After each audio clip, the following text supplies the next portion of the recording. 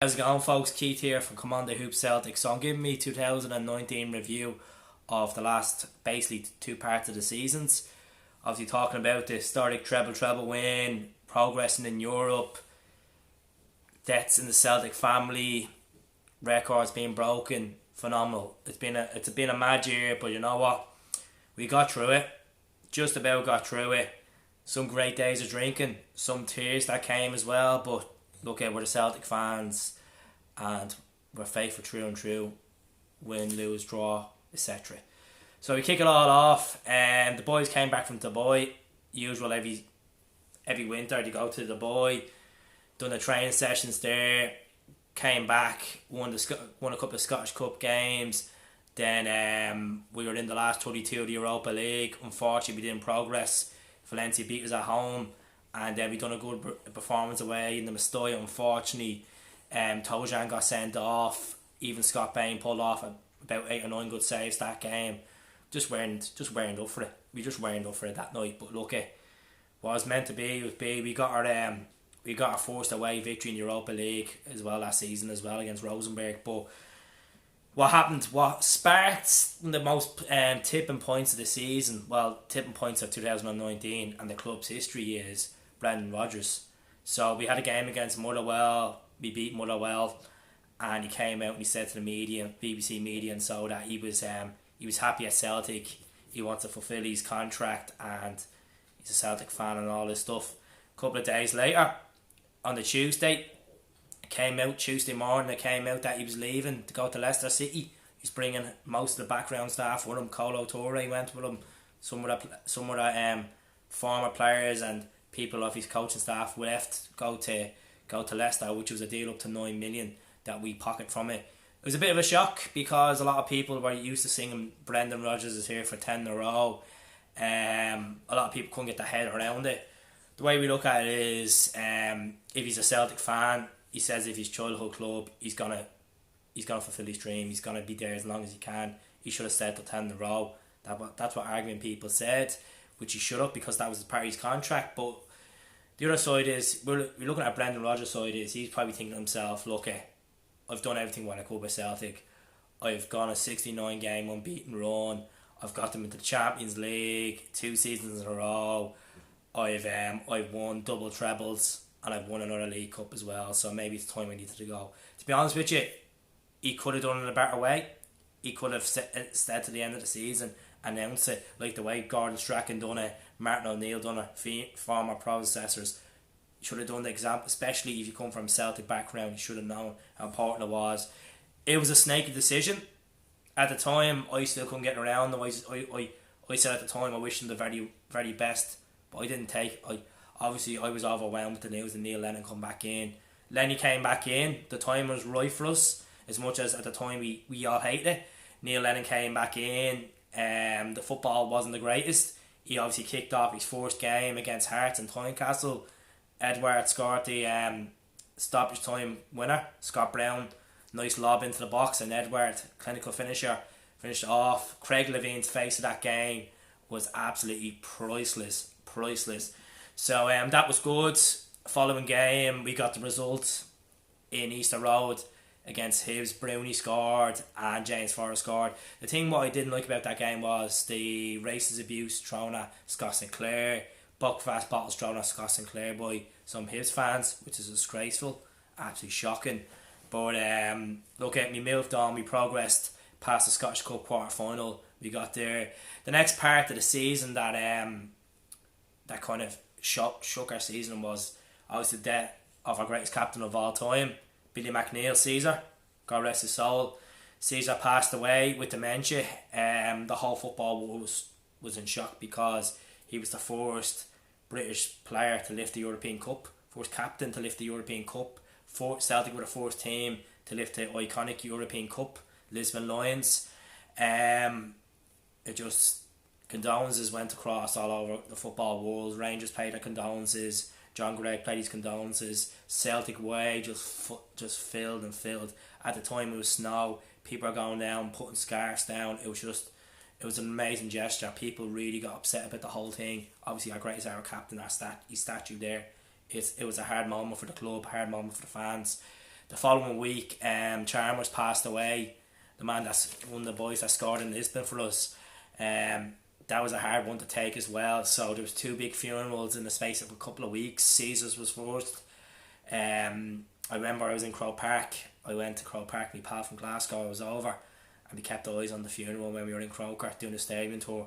It was a hard one to take. Obviously, Glasgow, part of the traffic allocation was changed around for Billy McNeil's funeral. Brendan Rodgers did come back up. As much as we hate him, he came back up and passed his condolences on. He should never left.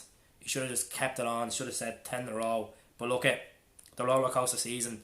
Thanks to him, we had an emotional season the following games.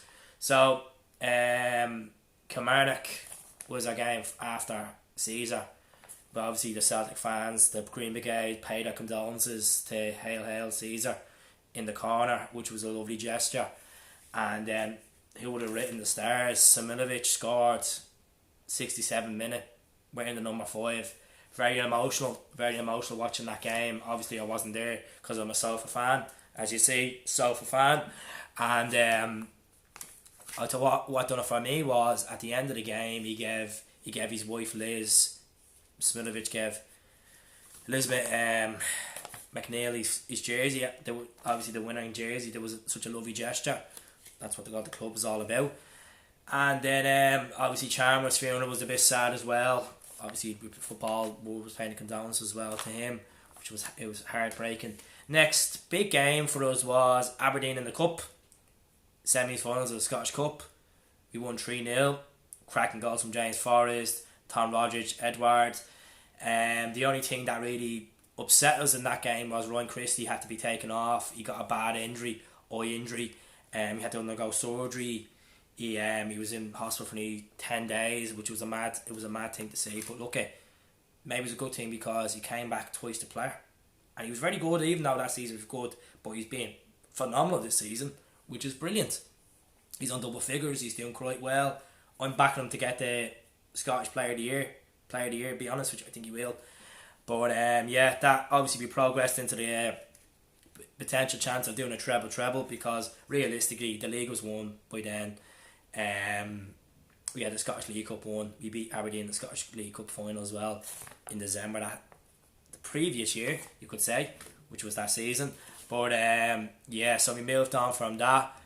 We next game was against Rangers in Ibrox. Neil Lennon's first. Well, he obviously beat Rangers a couple of weeks before that. We beat Rangers. We beat them in Celtic Park. James Forrest came up the goals and Edward came up the goals, which was good. But in Ibrox we just didn't turn up. They scored early enough against us with a set piece, and we looked shocked, and we just didn't look like we were going to be the team. And to be honest with you, Rangers were a better team that day, and we moved on from that. A lot of people were slating Lenny at the time, saying he's not good enough for the job. He didn't show passion, and I still backed him when he came in and said, look, at this guy, if he started 1, he's going to be here for 10.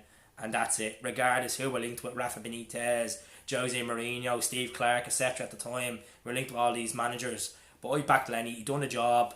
Fair enough, we had a few dodgy results. Well, you couldn't say dodgy. Livingston draw, Aberdeen draw away in Easter Road to Hibs as well. A lot of people were straight in the Lenny hater mobile. I was like, look, give him a bit of chance. He's here to the end of the season. Let's just finish the season. Let's see how we get on. If we deliver the title, we deliver Scottish Cup, you can't complain, considering Rodgers is at the snaking off 3/4 through a season. So more say past halfway the season, 60% of the season. So we got to the stage where we had Hearts the last game of the season, which was obviously young Dembele came on the second half, made a show of him, had a good few attempts. Mikey Johnson got 2 goals that day.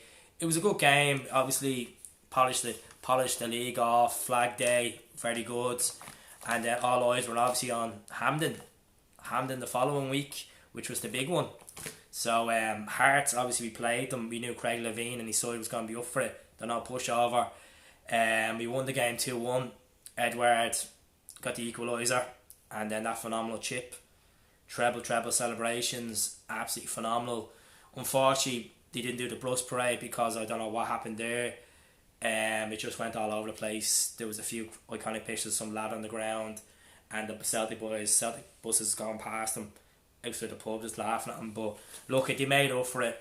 They done the Celtic festival during the summer as well. Obviously, meet and greet the players over that 2.5 days, which was quite good. Well, 3 days you could say. It was quite good. Like so Jackie McNamara, Simon Donnelly, all the players were there. Former players were there. Chris Sutton, John Hartson, and so obviously Bertie Auld as well, Lisbon Lion. But I just want to say, even Bertie Auld went through this year, obviously losing two good friends of his, and it was hard for him, but he's still kicking and going. He's still a legend, still an absolute legend. So the season ended up well. We done the treble treble considering all the shit we went through. A couple of last minute goals again, obviously against Dundee. Obviously we beat Aberdeen to crack the champagne. I forgot about that game. Obviously Lustig started off the champagne popping. We hammered Aberdeen and Portaudry. We got the iconic 8 in a row. So that was a good day as well. Remember that. But that was a good season considering what we went through. Pre-season came quick enough. Scott Sinclair signed a new deal at the time. The boys were back in. There was obviously players got departed in pre-season. I'm not going to say times and spells. Players like Mikael Lustig didn't get a new contract. We're all a bit upset about. Christian Gamboa played some spells at Celtic. He was decent. Marvin Compere, we all miss Marvin Compere, you know, more medals than Rangers. And Boyata as well, but Derek Boyata obviously left for Hertha Berlin. I thought he would have stayed on, but you had a lot of injuries as well. But the spells of Christopher Royer that season showed that Boyata was replaceable. Any player is replaceable. You just need to go out and look and nurture them as a player and believe in them. But yeah, they went off. Obviously, our biggest loss was Kieran Tierney. He went to Arsenal. Obviously, the saga went on all through the Champions League qualifiers. Sarajevo, Cargill went on. Even bits of Cluj as well. Obviously, Arsenal went in with 15 million. Bid was rejected. They went in for another bid that was rejected, and then they eventually accepted 25 million. At the time, he was struggling with an injury, a hernia. He got a hernia operation. I don't even know how he passed the medical, but he went to Arsenal. I wish him the very best. He was at the club since he was 7 years of age. He's part of that treble treble winning team, you know, part of that unbeaten side that went on to do 69 games. A lot of people criticised him for leaving. They said, look, he obviously is in it for the cash. He was an injury problem. He only played 22 games the previous season. If you're only playing 22 games, you have a chance to double the money and go to the best league in the world. You're going to do it. I'm sorry, you're going to do it. As much as you're Celtic true and true, he's only young. He has a chance to come back in the future and play for us and captain us. No one's going to hate him. You know, previous players that have came back in the past, Charlie Nicholas, Ian Walker, players that we still select, but he still came back and done a job. So yeah, KT went off. A lot of people, obviously younger fans, took a bad. I done a throwback video on him. If you scroll down, you'll see me talking about his greatest moments and so. But players we did bring in pre-season, a few loanees. We bring Frimpong in. We bought him for 500 grand. Fraser Foster on loan to the end of the season, which he's been phenomenal. El Mohammed, Israeli player. We bought Boyo in. We bought Bolingoli in, which he had a bad spell the first couple of games. Everybody was on him saying he's never going to be left pack calibre. He's never going to be KT class. Obviously, he's never going to be KT class. The reason why everybody loved KT because he was a Celtic fan. He was Celtic to the core. That's the reason why. Christopher Julian being absolutely phenomenal. Boyer, El Nusi, Taylor. Lenny done a good bit of business over the summer. Luke O'Connell as well. There's been a good few players that came in. A few Irish under 21 internationals as well. So yeah, move on from that. So we kicked off the season against St. Johnstone. We hammered them. It was a 7-0. We hammered them, which was absolutely mental. Ryan Christie saw some cracking goals. We played Cluj. Unfortunately, the tactics weren't right that night. We got beaten by Cluj. Got beaten 4-3 by Cluj that night. Callum McGregor played left back. Everybody was slating Lenny to go. He shouldn't have got a new contract, a rolling contract. We didn't qualify for the Champions League. We got knocked out in the third round. Not even the playoff round, the third round. So we had to go in and try qualify for the Europa League. We smashed AIK home and away. Beat them in Stockholm comfortably. Good result away in Stockholm. looked quite good. We progressed for the Europa League. The next big game was obviously the end of August. It was actually the 1st of September. The Old Firm game in Ibrox. Played Rangers. A lot of people are saying, look, I don't even think we're even going to get a result here. We're not playing the greatest. Obviously, the Cluj game is actually marking it as it's still in the back of our heads. We started the season off okay, obviously playing Motherwell, beating St Johnstone and so. But we came out with it. We beat them 2-0. Edward came up with the goods. But it's going to obviously say Bogoli, not Bogoli. Johnny Hayes came off the bench, came up with the goods last couple of minutes as well. It was a good day. It was a really good day. I was in Bulgaria for my birthday and I was loving it. I was loving every bit of it. So the next point was obviously we played well in Europe. We obviously topped the group. We got 13 points. We beat Rennes at home, which I was at. We drew against Rennes away. We beat Lazio home and away, which was probably two of our best games this season. Fraser Foster pulled off some cracking saves home and away for us. Obviously, the big game in Rome when Nichum Scott came up the winning goal when he came off the bench in the 80th odd minute, and then Jamesy scored as well. Just a phenomenal. And what made it for me was the fans singing Papa Francisco. Obviously, Paul the Tim went to the Vatican. Pope Francis took the jersey, and so great moments like that. But it's been good this season. I said we can't complain. We've won a League Cup. We beat Rangers in a final, which we weren't the great side. We got out of jail, I could say.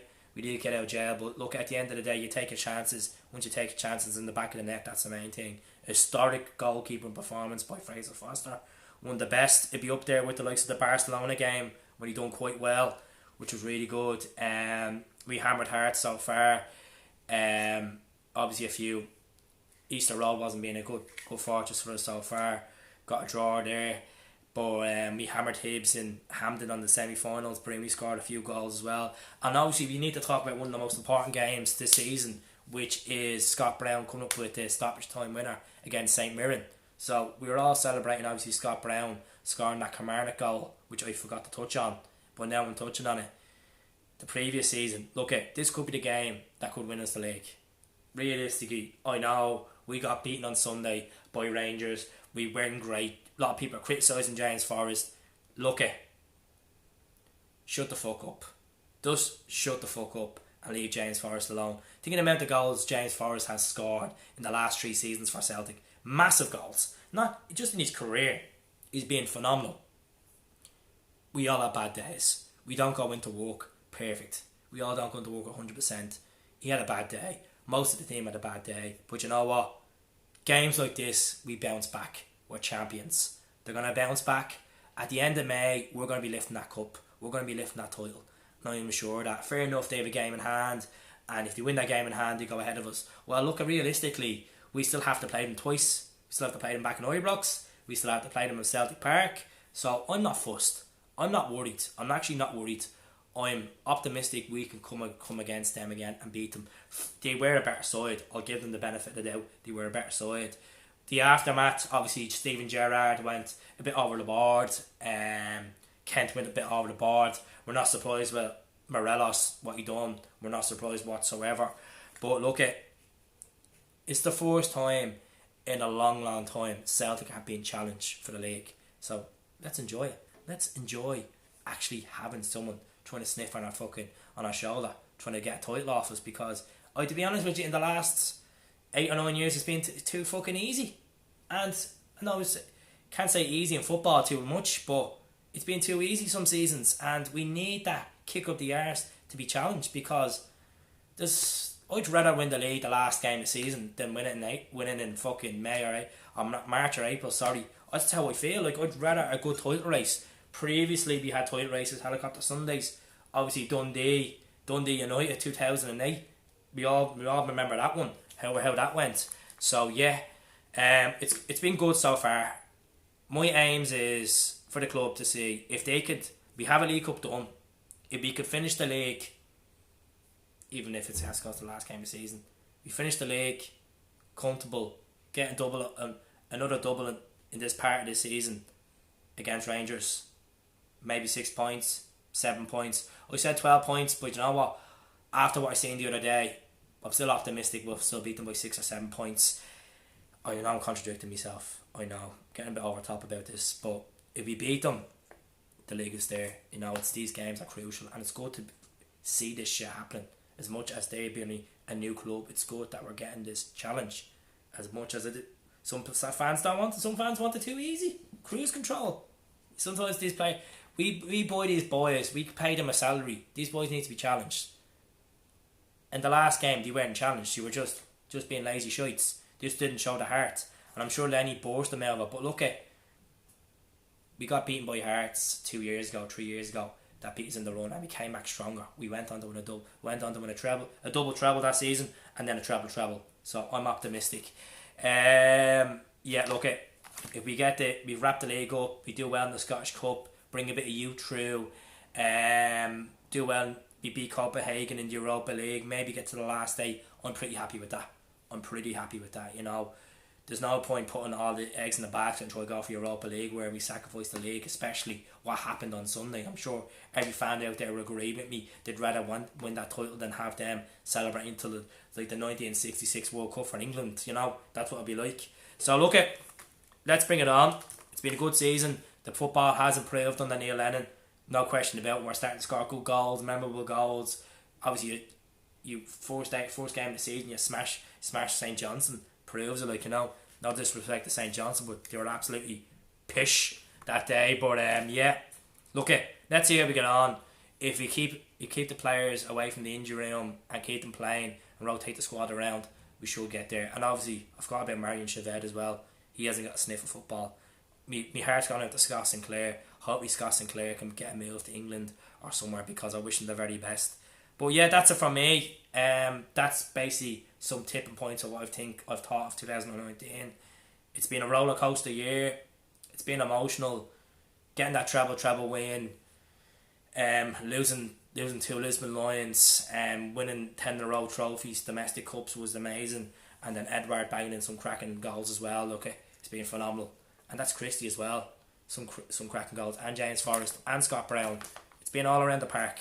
Even Frimpong has been banging goals in, and Fraser Foster has been amazing since come back. Hope we sign him. So that's it. That's probably one of my longest YouTube videos. Subscribe, enjoy it, criticise me want, love if you want, hit the thumbs down, whatever you want to do. You are certainly welcome. And I just want to say thank you very much to Retro Celtic. I bought this bad boy off him about 2 months ago, but I never wear that much. It is a cracker, an absolute cracker. £25. Get on like a car bonnet. Speak to us all soon. Hail, up the Celts, and let's bring on 9 in a row.